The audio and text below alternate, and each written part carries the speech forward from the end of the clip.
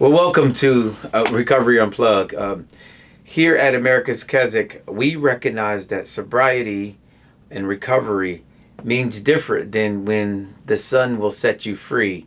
He will be free indeed. And so we have we have shared topics that some of our graduates have requested, and we look to them as guidance to what the people want to hear about. And so, hello, my name is Chaplain Juan Mendez. I am the current director of the Colony of Mercy. And I thank you for coming here. I'm really thankful during this season. I should be like this all season, but I'm really thankful for this season around Thanksgiving, Christmas, New Year's. It's a lot to be grateful for, a lot to be thankful for.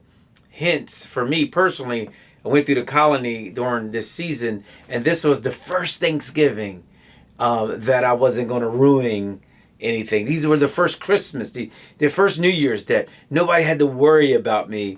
And that has been 15 years ago, going on 16 years. And so I am so grateful and thankful. Every time the season comes around, it gets crisp and cold. And I start thinking about just what happened to me, the transformation that happened.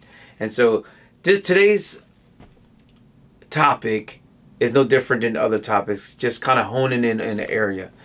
And I wouldn't have made it these years without this specific topic. The topic is relational push. Now, we talk about accountability. We talk about all these other things that has to do with relational and how people in your life can be important for your recovery, for your life. Relational push might not be people that's always in your life, but the relationships that push you towards where God wants you to be, push you towards where your life should be moving, going in a direction that your life. So what do I mean about relational push? In recovery, we talk about people, places, and things. And people are important. It's those people that would move you forward. It's those people that will force you to be better, greater. My wife is one of those in my life. I wouldn't be the man I am today if it wasn't for De'Ara coming in my life. She knows how to nudge me. She knows how to push me in the direction I need to go. And I gotta say, it's just like this potential. A lot of us have potential. I think about when I'm pushing my children on the swings. They have potential, to potential energy, but until I give them that push, they can't enjoy it properly. That kinetic energy properly, and just like that, God will bring people in your life that can push you into the right direction. A real friend is one who walks in when the rest of the world walks out, walks in your life when the rest of the world walks out. Biblically, because we know we want to be grounded in the Word with everything that we do, even though these topics can be talked all across the board, biblically, in Hebrews 10:24 and 25 says, let us consider how we can stir up one another to love and to good works, not neglecting meeting with each other as some are in the habits, but encouraging one another all the more while the day is drawing near. This is one of my favorite verses. You'll hear me quote it a lot because it was important in my life that people stirred me up, that people stir. And I look at the word stir up or spur, that the word used in here is to stimulate, is to provoke. A lot of times we can get stagnant in life. And so, it's interesting because I look at some of the synonyms and as I look through the biblical terms and some of them, it ruffles. They're ruffling your feathers. And so some people will irritate you. I can remember being in a service or a sermon, hearing some truth, and it was irritating my flesh. But the irritation was causing me to want to change, to do something different, to think differently. And so sometimes it's irritating and yet stimulating, but it's provoking you into the right direction. Believers are to consider how they can be a service to each other, especially stirring up each other than the more vigorous and abundant exercise through love and to practice good works. So we can stir each other up in love and to practice good works. Step 5, because we're in recovery, they always have good good guidelines. Step 5 says admitting to God and to ourselves and to another human being the exact nature of where our wrongs, the exact nature. And so I like to connect something. Like a lot of people, many I've heard sit in settings that you just either AA or you Christ Center. I don't really believe that. I think there's principles that are needled in each that can be helpful for a person that's struggling with addiction. And so I know many people that are in the rooms right now that are sober and clean. And so even AA says that you need another human being in step 5, that you can share with your nats to cause someone to feel strong emotions. Carl Jung say everything that irritates us about us, others can lead us to understand ourselves. And so even others' personalities, even others' issues and circumstances can stir us up and move us in the right way. Take a moment and ask yourself this question. Ask yourself these questions. Who are the people in your life that have permission to spur or push you?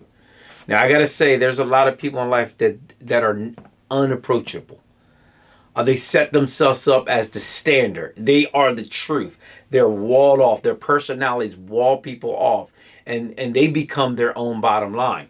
So who are the people in your life that you give permission to spur you up? Are you approachable? Again, have you set yourself up to allow people in your life that will help and guard? And I get it. Some people are not safe. Some people are not healthy. And so you want to be mindful with discernment. But if you walled everybody off and only have this select circle, you become stagnated in your walk. Have you ever discovered what hinders you from allowing people to spur you or push you? What is it about my character that people aren't allowed to speak truth in my life? Have I set myself? And there's problems if we don't allow this push in our life. Life can get complex, confusing, lonely, and we can become stagnated or fall backwards without the relational push. So if we're just sitting stagnant and not allowing people to push us, we can actually backslide in our walk if we're not moving forward. Not everyone in your corner. We have to believe not everybody's in your corner, and you are not not for your advancement. So not everybody is healthy. People hurt us. However, healing is through people as well. So we've been damaged by people. That just happens in life. People are individuals have issues and they struggle. But they're also, God has used people for the healing process in our life. So we can't avoid people because of past hurts and pains. People are lonely because they build walls instead of build bridges. Unhealthy habits form without the right people around us. And so God created us as a community, and without the right people around us could affect us. And the gospel, since even before the New Testament, even in the Old Testament, you saw the saints. I'm reading up this story about David's mighty men and how they supported David. David wouldn't be the man he is in Scripture without his surrounding supporting cast, his mighty men of valor. So God ultimately spurs us and takes care of us. And so that's number one. At the end of the day, it is the good Lord that spurs us up, and that everything that comes from him, even if it's through people, it comes from allowing God to be the focal point. God, why you're allowing this person to stir? Why are you allowing this to happen? And so God is the ultimate one that's spurring you, and he's caring for you. The people of Israelites, he said he found him in the desert land and in the howling waste of the wilderness. He encircled him. He cared for him. He kept him as the apple of his eyes, and like an eagle that stirs up his nest, that flutters over its youth, spreading out his wing, catching them, bearing them up in its pinions. The Lord alone guided him. No foreign God was with him. And so as the eagle stir up the nest, as the eagle push the little ones, because one day he wants them to fly, and one day he wants them to live on their own. The eagle stir the nest, and just like God, though, the eagle, the mother eagle, the mama bear, she takes care of them until a time, but she's spurring them along so that they can live a life on their own. And here's one of the most difficult topics for many of us to face, is that we need to decide, make a decision that we're going to stay open and transparent. I mean, there's a lot of secrets, and you only as sick as your secrets. A lot of secrets in the church, a lot of secrets in our homes, a lot of secrets within ourselves. And if we're not getting, and we're not getting the help that we need, oh, I'll just take it to God. Many people say, I think that's a great idea. But God brings people in our life to speak truth, to push us, to stir us, to provoke us in these directions. But exhort one another daily, as long as it called today, so that no one may be hardened by sin. Hebrews 13:1 says, continue in brotherly love. So through brotherly love, we can push people, having relationships in our lives that are making us better. Relationships in our lives that are pushing us to the right directions. Relationships in our lives are helping us to be all that God is calling us to be. Thank you. I hope this podcast pushed you in the right direction, or really directed you into the right way, or the right people that you should have in your life. If you don't have these people in your life, maybe you should pray about, God, who am I surrounding myself with? God bless you, and thank you for joining in for another Recovery Unplugged. God bless.